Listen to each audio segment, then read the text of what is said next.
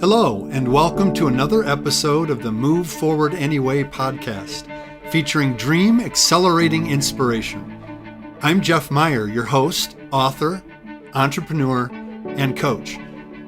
My goal with this podcast is to help you identify and clarify your own dream by taking wisdom from others' successes and challenges. If you're looking to take action on your dream, to make a difference doing something you love, but your fears are holding you back, then this podcast is for you. If you're interested in finding additional support, you can also check out my Dream Accelerator coaching program designed to help realize your full potential and reshape your future. As always, you can learn more about my Dream Accelerator program at jeffmeyer.org.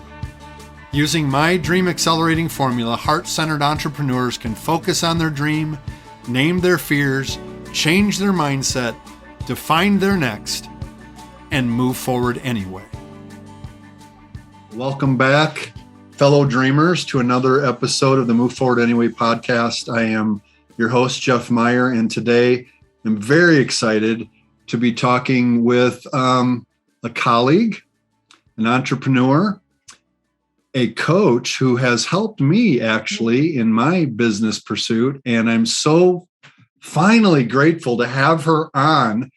I have been trying for a while, and now we're ready. And Sarah Young, thank you today for joining us. Why don't you introduce yourself to the audience? Excellent. Well, thank you, Jeff. Thanks so much for having me, and I'm delighted to be here with you. So as you said, I'm Sarah, and my company is Zing Collaborative, which I started in 2013. Prior to that, I was in the corporate world and had a chance to do a lot of different things at that time.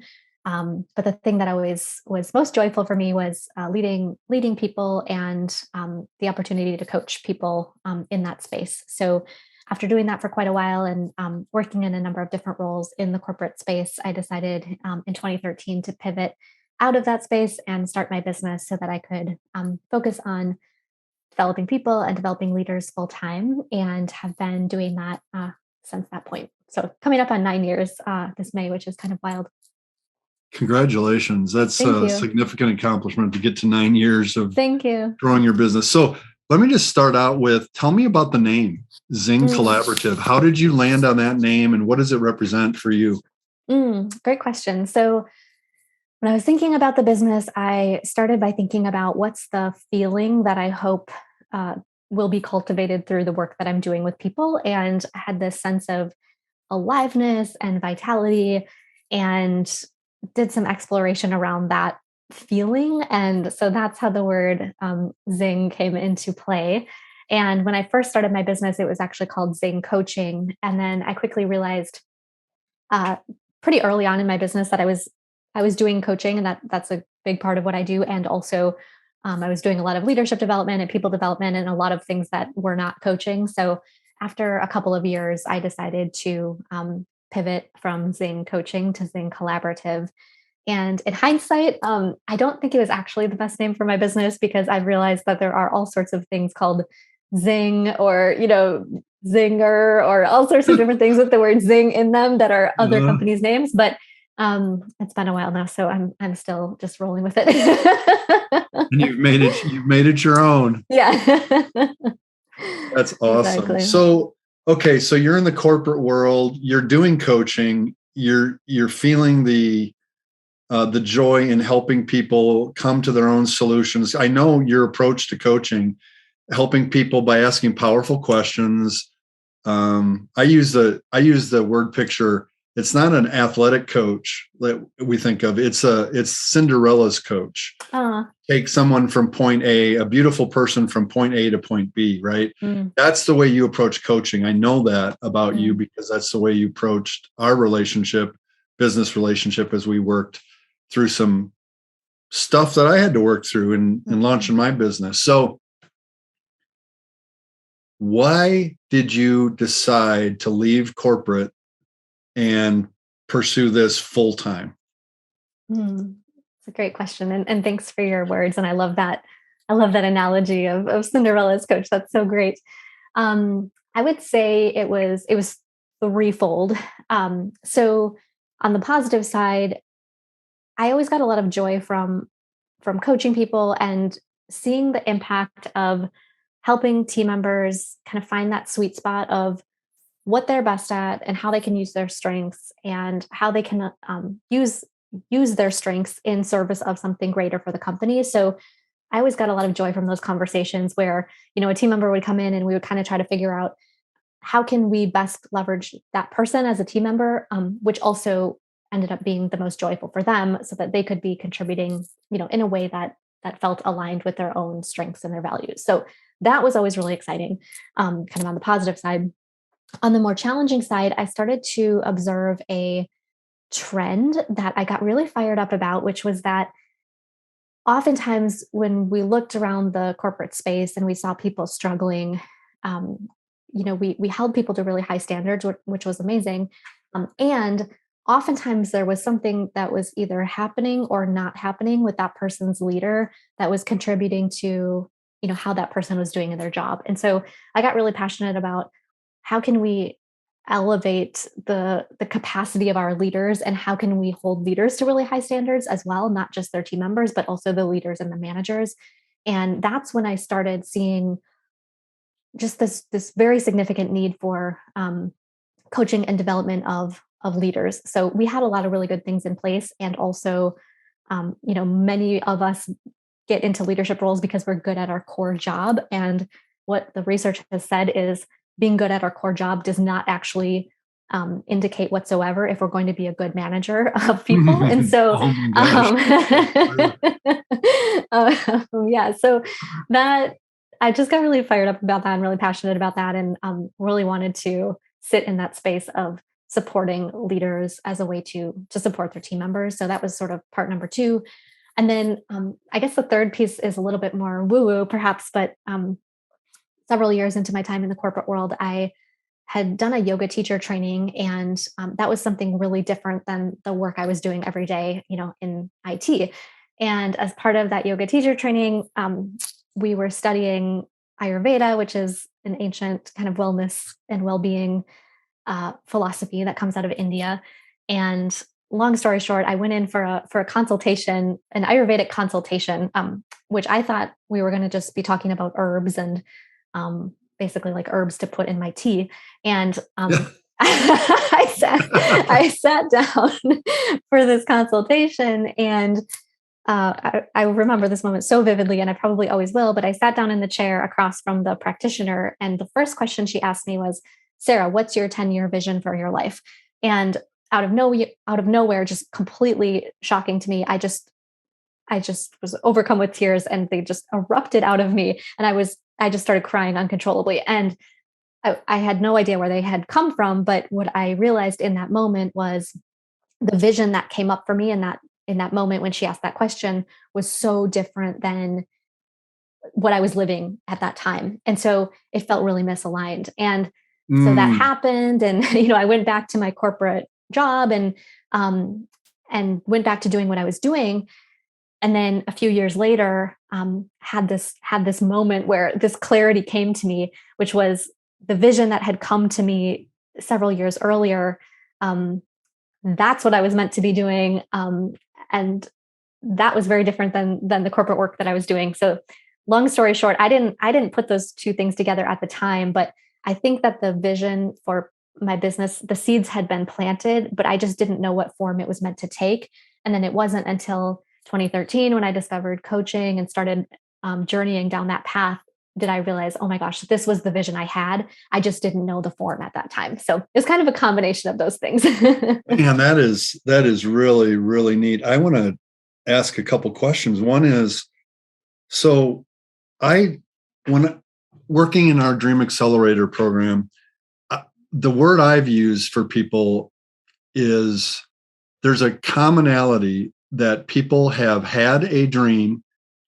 I don't know what word you would use in your situation, but they've buried it or covered it up because of pressure to perform in their current business or fears of not making enough money, not being able to survive, or whatever it might be. And then it comes back. It's relentless. The dream it just keeps coming back. And then there's usually a pivotal moment where, in your moment was sitting across from that practitioner, that it just emotionally, you either kill it at that point or you embrace it. Mm-hmm. And some people kill it and they numb themselves and they don't move forward. And I've used the word unsettled, but I loved your word. You used the word misaligned. You discovered that your life was misaligned and you were no longer willing to live with that limp or that what we do when we're misaligned, when our spine's out of alignment, we hurt, we protect it or whatever. The car's misaligned, it wobbles or whatever, right? But so many people settle for misalignment. And that's why I do what I do. And that's why I'm doing this podcast, because I don't want people to settle for misalignment anymore. So you got to that moment, you left with your herbal tea. And then what happened? Yeah. Well, first, I love the way you said that. I love the word unsettled. And I love that analogy of like the limp or the hurt spine. And I think that's so powerful. And it can be so easy to do that. And that's basically what I did after the herbal tea conversation, which was I had this, massive eruption of emotion. I had this, oh crap moment where I saw this vision. It was so clear. I could see myself, sitting down with people one-on-one. I could see myself standing in front of a room. I could see this whole vision. I could feel it. It felt so clear. And it was very different than what I was doing at that time. And then I went back to my job, kind of to use your language. I kind of buried the dream. And at that time, I think it was, for me, I didn't know what it was. I could see it and I could feel it, but I didn't know what form it was meant to take. So part of it for me was I didn't have the clarity around the form that it was meant to be in. And to go back to your example, I think a lot of it was all of those other things, right? I had a really amazing job at an amazing company. I loved my colleagues, making good money, good benefits, all these things. So there was like that squashing of the dream. So to add just one more point of woo-woo to this story, which relates very much to what you're saying. So I did that. I went back. I kept doing what I was doing. I felt that misalignment. I felt that little bit of kind of that unsettled feeling. And for me, the way that was presenting was I noticed that there was in certain situations to show up in a way that I thought I needed to show up. I was abandoning myself a little bit in these moments, right? Where I was stepping outside of my values in service of an external context. And, I think sometimes we all need to do that a little bit here and there, and it's not that big of a deal. But I was noticing I was doing that from time to time, and I did not like how that felt. And I noticed I was doing it more and more. And I was noticing that kind of that chasm within myself where I felt myself, stepping outside of my values. And I had another oh crap moment where I realized, if I keep doing this, I might not be able to find my way back. So if I keep abandoning myself in service of these external contexts, like, what if I can't return to that place? And what if I don't remember, my core and my center? So I did that for a while. And there was one day a few years later where, I was sitting in a conversation across the desk from my leader at that time, and we were inside. It was March, and in that moment, this is ironic because it was Good Friday of that year. It felt as though the clouds parted and like this light came shining through, and I heard myself say, "I'll be done on May 1st," and I didn't actually choose to say those words. It was as if they just came through me. And so that was the moment for me that, to use your language, it was like I had been squashing the dream, but the dream just busted out of me. And then I found myself saying those words. So it's almost like it wouldn't stay buried anymore. And at that point, I didn't have any control over it. It just came out. Wow. And were you then done on May 1st? Yeah, so I had put in my notice at the end of March. It was on Good Friday, and Wow. then which is always just kind of makes me chuckle looking back. And then May 1st was my last day, and then I was in the Small Business Development Center on May 3rd, saying I'm going to start a business, and I filed this paper. Did I do it right? So 2 days later, I did that. So the Small Business Development Center at UW's campus, or Yeah. Yep. yeah, that's a Yeah. great resource for those of us who are local. That's great. Yeah. Wow. Interesting. Good Friday too. Yeah.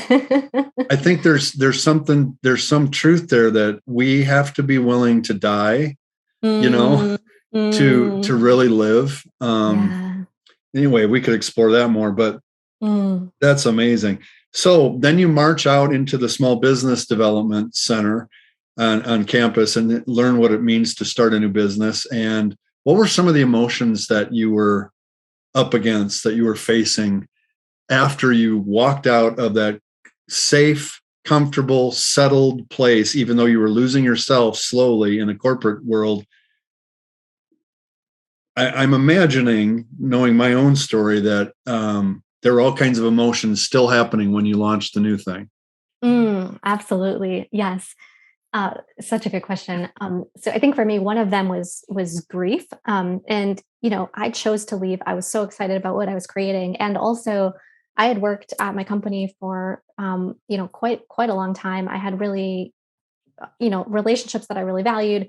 I really respect, still to this day, I really respect the company. I respect the leaders there. I respect the culture, all these things. And so walking away from that after putting so much of myself into it, there was that feeling of grief. And uh, when I was working with my first coach at that time, she put it in a context for me that I found so useful, which was moving through a colored spectrum from red to orange to yellow to green. And when I was talking to her about these feelings that I couldn't quite place, she said, "It's okay, Sarah. You're still in the red, and over time you'll move into orange and yellow and eventually green." But um, she was sort of giving me permission to be in that place of red, having just left this thing that I had put so much of myself into, and then stepping out into something new. So there's definitely that feeling of grief and loss, even though it was my own choice to step forward in that way, and I was very excited. It still had that tenderness. Um, and then for me, there was a lot of unraveling, and I'd be curious to hear your perspective on this too. Of just expectations around what success looks like. So, Hmm. yeah. I'm actually remembering a few conversations we had Mm-hmm. in the summer months about Mm-hmm. my own perspective of what success looks like. Mm-hmm. I remember Mm-hmm. you had a couple stern words for me sometimes, as stern as you get. Mm-hmm. Mm-hmm. Yeah, we have a hard time of embracing the reality that we're in as success and celebrating the steps forward, because Yes. we have big plans, right? We have big Mm-hmm. dreams. Mm-hmm. So say more about that. I'm Mm-hmm. remembering those conversations now. Yes, yes, exactly. Yeah, and for me at that time, I had a story in my head that I would feel successful when I got to a certain revenue number, and that revenue number had nothing to do with anything other than a story that I was carrying with me from my old career. So I had that story in Mm, my head, and at the time, at the beginning, I wasn't doing anything legitimate unless I had reached this certain number. So that was interesting to notice. Another thing that was really present for me in the first year or so of my business was just what I interpreted as people's projections or understanding of what I was doing. So there mm, were many moments in the first year after I'd started my business, and I think the intent was really good. But people would say things like, "So you're like a life coach now," or like, "Oh, you're a life coach. Is that just so amazing? So you're like a life coach?" And there were all these questions, and they're like, "You're a life coach. Is that just like the most amazing thing ever? And is everything just awesome? Is your business so good? Is your business going amazingly well?" And the truth was, in the first few months of my business, no, my business was not going amazingly well. I wasn't making any money. Like, I didn't have any clients. It's like, and so how do you answer that question in those exchanges? And then, this idea of what a life coach is, especially since, like a lot of industries, there's not a lot of regulation. There's not a lot of, any old person can be a life coach if they say they're a life coach. So I had a lot of unpacking to do around that too, in terms of what is integrity for me around being a coach. Well, it's, doing this training and doing these certifications and, taking this approach and building a business in a way that feels in alignment for me, and kind of finding my own way and letting go of some of those projections that I interpreted, real or perceived, in those early months of my business. Oh man, that so resonates with my experience as well. Life coach. Well, yeah. For me, it's when I talk about the Dream Accelerator, I get this glazed over look, and sometimes I'll get a bold person. I'll go, "So you're a Christian pastor and you're doing this. So are you helping people with their dreams they have at night?" And I go, no. Although, people do have dreams at night about their dreams. So I guess maybe, you're trying to describe something that is movable. It is infinite. It's not a finite game. It's an infinite game. You're trying to describe something that's squishy. It's not concrete always. And I know we work through some of that in our coaching. It's like to find the right messaging and the right niche of who. Well, if I believe everybody has a dream, how do I narrow the niche? It's just, it's really a challenge to cut through the noise in this world to be heard, to be seen, so that you can have clients, right? So now you're 9 years into this.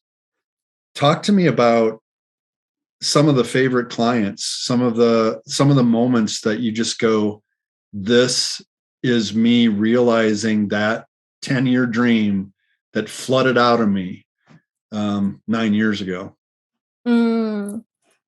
Yeah. Thank you for that question. And I just thank you for acknowledging what has felt true for you around this too. And, just for others listening, I think what we're both talking about is something that it feels so common. Whatever it is we're starting, whether it's a new business or coaching or whatever it is, just those expectations and the baggage that we bring with us and, finding our way. So I appreciate you sharing that as well. I think, for me, I'll share two examples that are, there's a through line, but they're kind of different in how they present. So, one of the things that I do in my work is I lead women's coaching circles. And for me, those are just incredibly joyful, where I get to be surrounded by, amazing women who are doing amazing things in the world and are really heart-centered and compassionate. And for me, those circles are such a reminder of the gift the gift in the fact that I get to do this work, because they're so joyful and they're so inspiring for me to witness, what each of these women is doing as she goes out into the world, individually and in her work and her life. So sitting in those circles and looking around, those are often moments for me where I have that feeling.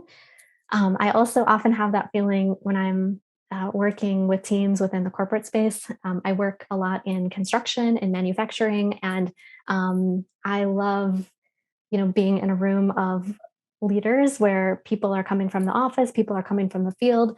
We often have people who, they work in pre-construction. We have others who are masons out on the job sites, and coming together with these groups of people that don't necessarily work together closely day to day, but getting to explore these topics around leadership and how each person wants to show up and the kind of impact that they have. That's extremely joyful for me as well. So those are a couple of examples that come to mind, when you ask that question. And for me now, especially, particularly the last few years where I shouldn't say everything, many things have felt so divided and polarized. I feel really lucky that in my work, I get to work with people with a really broad range of views, my clients are on all sides of the political spectrum. They have all sides of the opinions about all these different topics that are going on right now. And I love all of these humans, so deeply. And for me, that's been really inspiring. And like that has connected me to a feeling of goodness in the world, even amidst all of the polarization and the challenge of these last couple of years. Yeah, that's awesome. I'm sure along the way in leading this and growing this business, you have had moments where it's been really hard. There have been emotions attached to fear. And there maybe have been moments where you wondered if you should continue to do this. If there's something else. What strategies have you used to keep moving forward, pursuing the dream and pursuing helping your who, right? All the who's that you're helping with your why. What kind of strategies have you done and implemented to continue to move forward anyway? Well, I love the way you asked that question, because for me, the answer actually lies within your question, which is focusing on my who. So for me, I find if I'm having one of those bad days or feeling, disconnected from my purpose, or feeling like, oh, should I just throw in the towel? Is it worth it? It's often if I'm thinking about things out there, so to speak. So I call it like the ambiguous many versus the trusted few. So often if I'm having one of those days, I- it's I'm more connected to the ambiguous many than I am the trusted few. And I like the way that you asked the question in terms of your who. And so for me, connecting with my clients, talking with the people in my inner circle, talking with my girlfriends, talking with the people who I get to work with every day, talking with, my colleagues. For me, that's a reminder of what I get to do every day, and a really simple but impactful way to reconnect to that. When I'm on site with my clients and I come home, it's like, oh yeah, this is why I do what I do. Like, this is amazing. And it's simple, but it's really, I don't know, for me, really powerful. What about you? Like, do you find, what do you do when you have those days or you feel that way? That's a great question. This is my podcast. I don't have to answer. I think it's the same answer. It's being in a moment where you're helping someone with what you're designed to help with, or you're being helped. When I close the distance, when I close the gap between the real people, I get enjoyment and I get motivation to keep going. It's when I draw back and isolate myself and just think about the ambiguous many that I don't get fueled, because I'm too mired in the, no pun intended on my name, too mired in the grandness of the whole thing, or the ultimate. I write in my first book about stop focusing on the ultimate and focus on the next. When there's movement, that's when I keep going. But when I talk about this a lot in the Dream Accelerator, we overthink things. And especially when we're very thoughtful people like you are, we can get trapped in our overthinking. And that can lead to distraction, despair, delay, discouragement, all those D words I love to talk about. And the thing that helps me break out is taking action. And it's usually with people. Yeah. Oh, I love that. I love the way you said that too. Close the distance and close the gap. And, I feel like tying that to our world right now too, it's so easy to look out there and think the world is just and it is like, there's so much pain and there's so much heartache and there's so much hard stuff. And it's like, what's the smallest thing you can do? What's the smallest action you can take? Could you take some cookies to your neighbor? Could you call someone on the phone? Could you send a text? Whatever it is. So I love the way that you said that, close the distance and close the gap. And I also really like what you said about action, because I think, there's a time and a place for working through our thoughts and processing and inner dialogue and coaching ourselves and all these things that you and I are both really good at doing. And also, taking that action, doing something, making something, putting whatever it is, calling someone, often can be a way to get out of that overthinking. So I really like the way that you said that. I was on an airplane the other day and took a picture unbeknownst to this lady walking down getting her seat, and she had a big T-shirt on and it said, wait a minute while I overthink this. Yeah. Right? And I was just like, man, so many dreamers overthink. Totally. And they don't take action. So their dreams don't have a chance to live. Got to get out of our heads and into the work that we're meant to do. So that's really, really, really cool. You have just accomplished another huge, at 9 years of growing this business, a huge endeavor. And I know what a big endeavor it is because I've done the same thing. You have just published a new book. Yeah. And would you show us the book and tell us the title, and then we can talk about it a little bit? Yes. So it's called Expansive Impact, an invitation to lead in everyday moments. And as you and I were chatting about before we hit record, it was a journey to get this book into the world, as I'm sure you're very familiar with. But yeah, really feeling delighted with physically how it turned out. So it has some fun little pops of color, has some visuals and images. Let's see if I can if anyone's it's like an eye test. Well, I guess you're going to have to order the book to get it. Exactly. Just a teaser. It's a little teaser. Yeah. So the writing process is not for the faint of heart, is it? So tell me about the biggest challenges you faced and how you didn't give up. Yeah. Like I'm ready to publish my next book, and I have the same experience with my first book. It's like, I'm so done with this thing. I almost don't like it anymore. It's just like, please just get it. Yeah. Yeah. It's funny. I was thinking about that too. Just how many times have I read this book? Is it a couple hundred? Like, I totally hear you.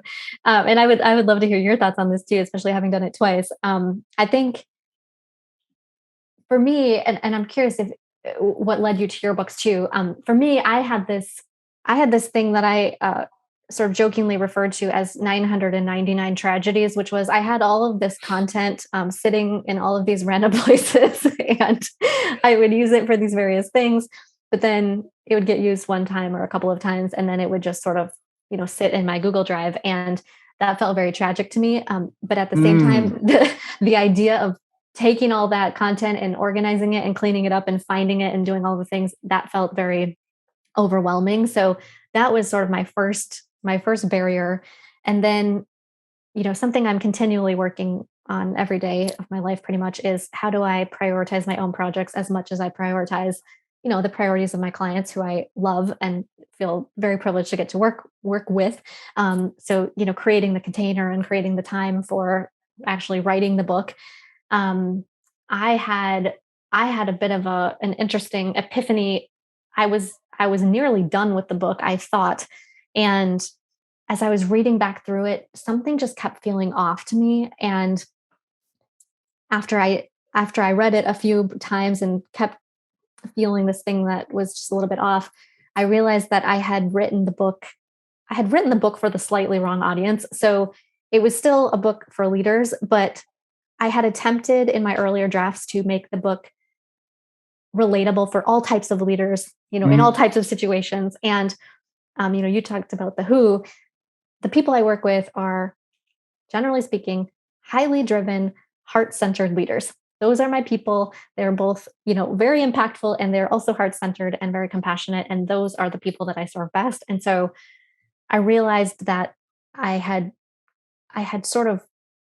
generalized it just a little bit too much in a way to make it palatable for all. And so I ended up basically starting over and I rewrote the whole thing when it was very close to completion. So that was a bit of a hurdle.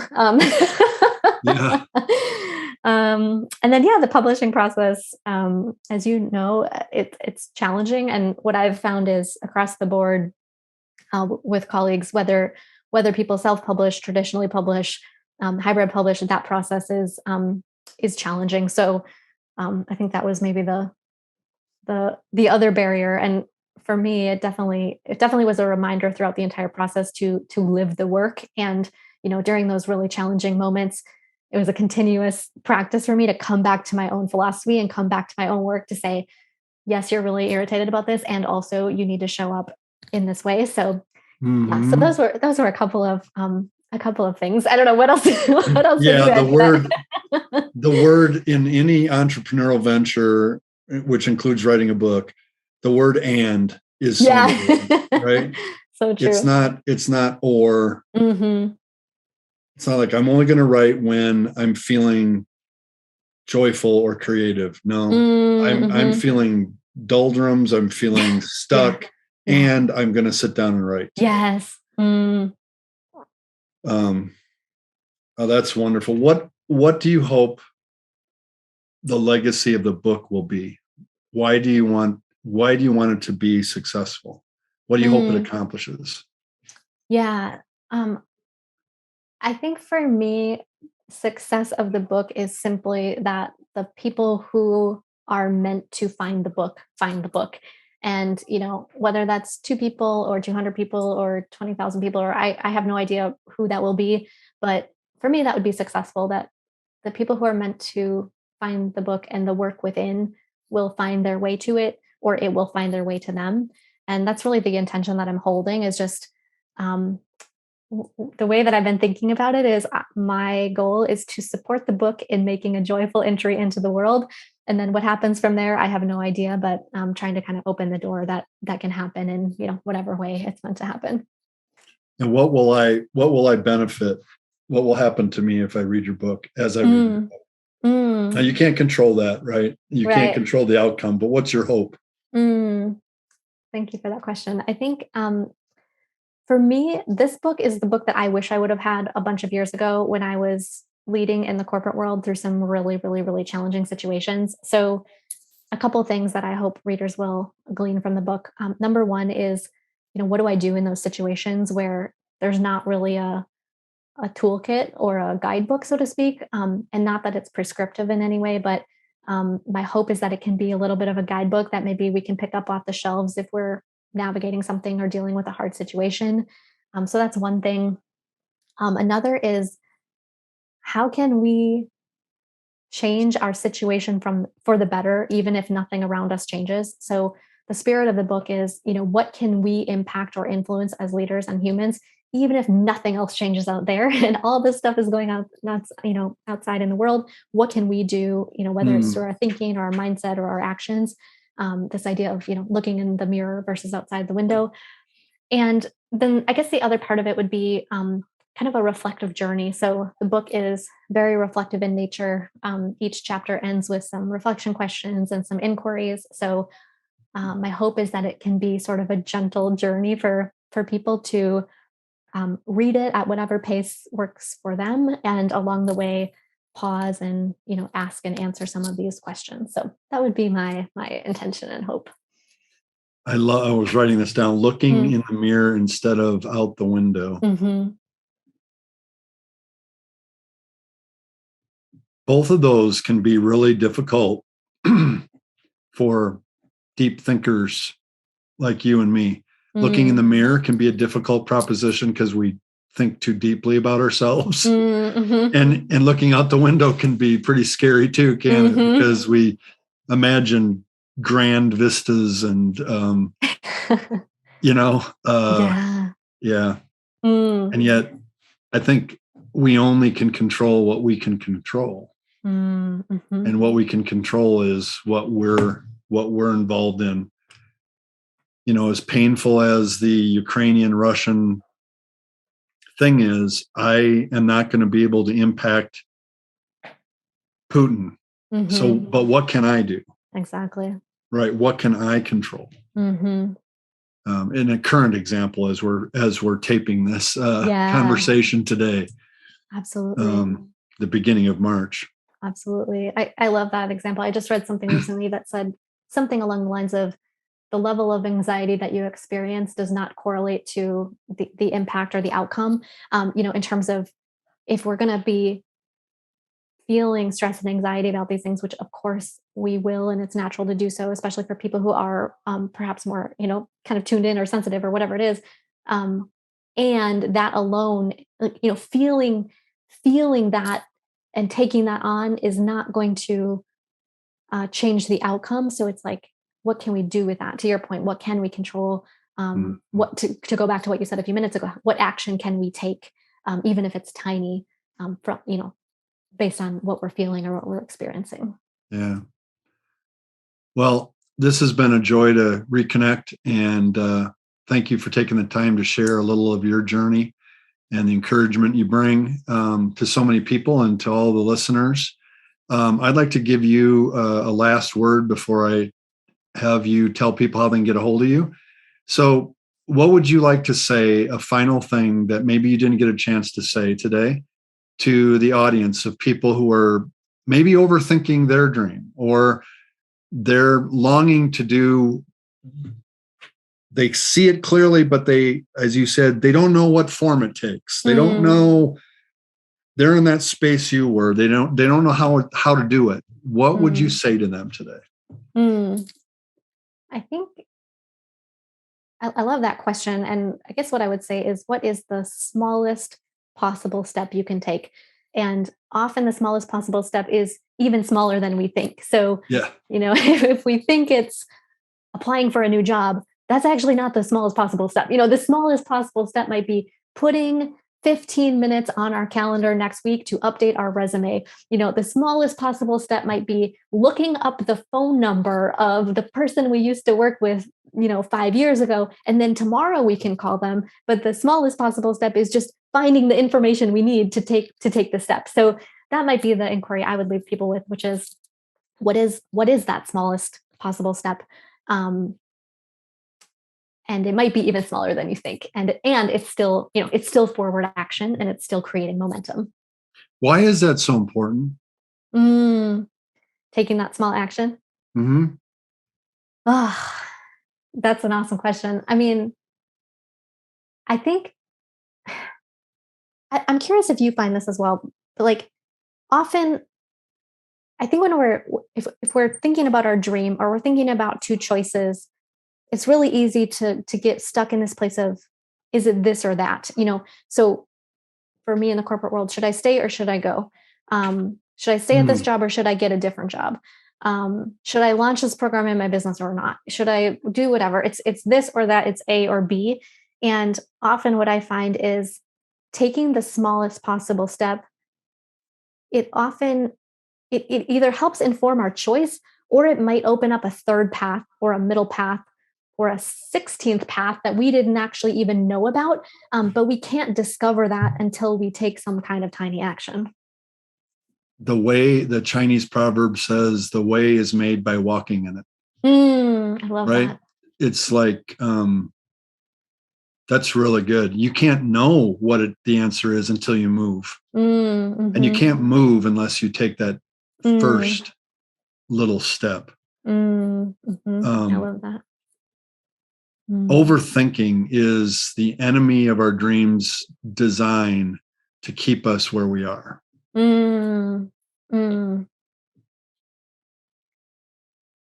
Yes. So there's a certain amount of obedience that needs to happen in the dream pursuit.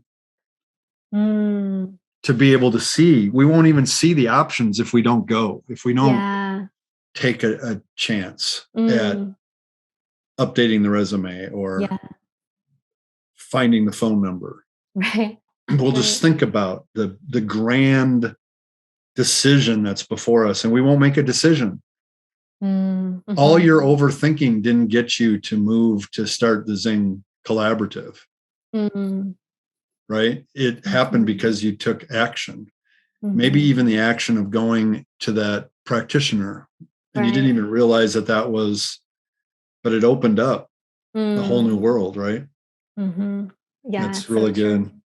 And part of me wants to give compassion to the part that's overthinking as well, because, it's like, ideally those things can go together. So if we're only taking action and we're not thinking about it, we're not reflecting, Yes. we could be flippant, we could be, we could just, we would maybe not be as thoughtful about it. We would start a business without having done our homework. We would, say we're a coach just because we had an epiphany yesterday, whatever it is.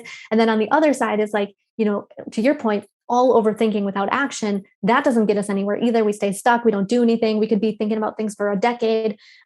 So part of me wants to honor that part, to say it's not necessarily bad that we're overthinking, but just like, how can we channel that into action, take the thoughtfulness, and then, move that forward in service of the dream or the vision or whatever it is.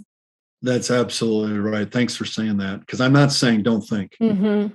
As a deep thinker, I would never say that. Mm-hmm. But I know when I get stuck, it's because I'm overthinking. Totally. Overthinking. Mm-hmm. Overthinking over action. And I become like the Dead Sea. There's no outlet.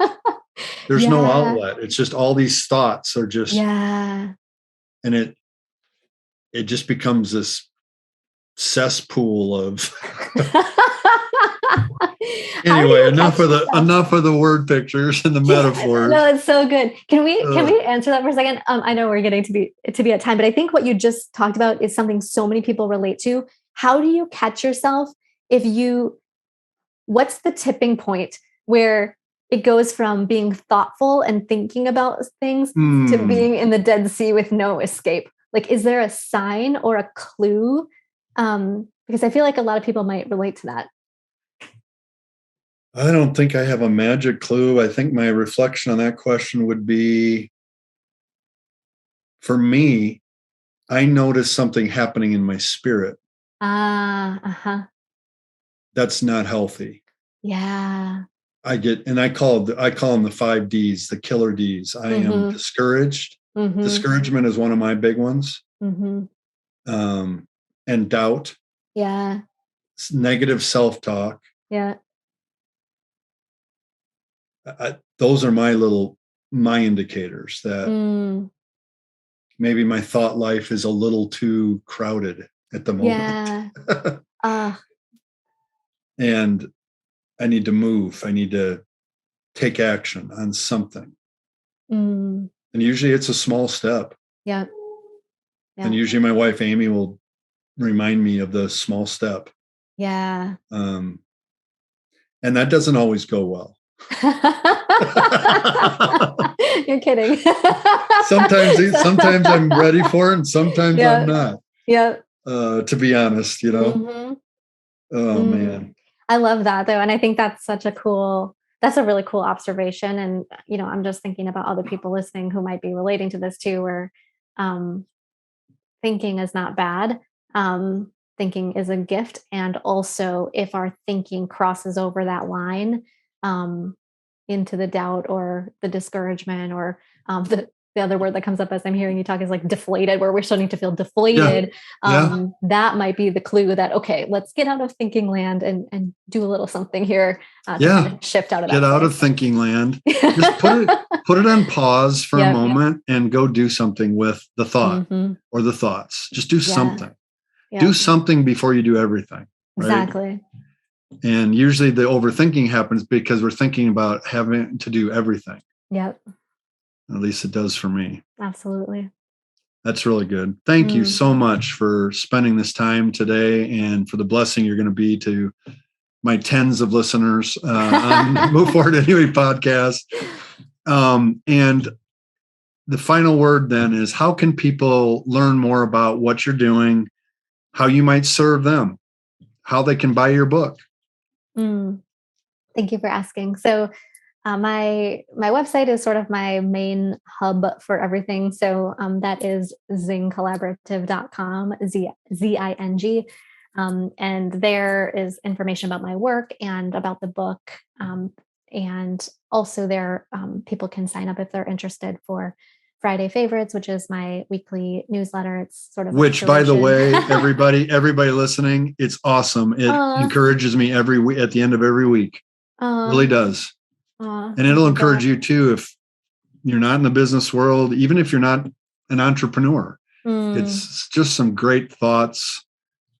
Really helpful. So sign up for the newsletter. Thank you so much. Yeah, so it's all on the website. I'm on social media a little bit, but Friday favorites is probably the most consistent way to stay in touch. So thank you for asking that. Cool. Well, have a great rest of your day, and thank you so much. Good luck and blessings on this book launch. I hope it sells hundreds of thousands of copies and brings encouragement to a lot of people. Thank you so much, Jeff. And speaking of that, will you show everyone your little preview while we're talking about books, which yours is hot off the press too? Woohoo! There it is, the Dream Primer. Yay! I got this yesterday in the mail. It's my first companion to this book, which is a little bit thicker. I'm learning to be less wordy. Amazing. And yours is March 22nd. Is March 22nd. Yeah. Correct. And yours is going live April 5th. Congratulations. Yep.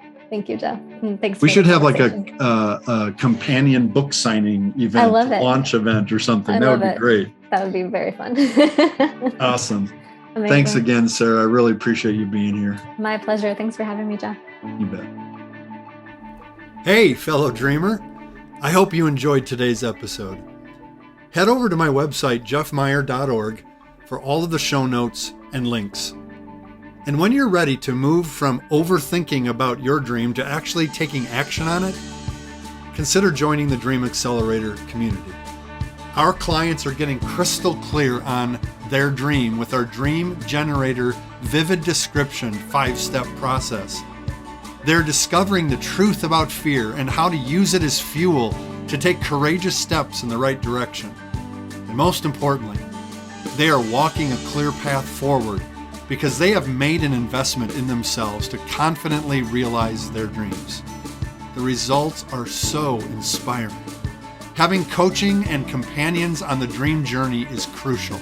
Remember, fear will come, fear will stay. Move forward anyway.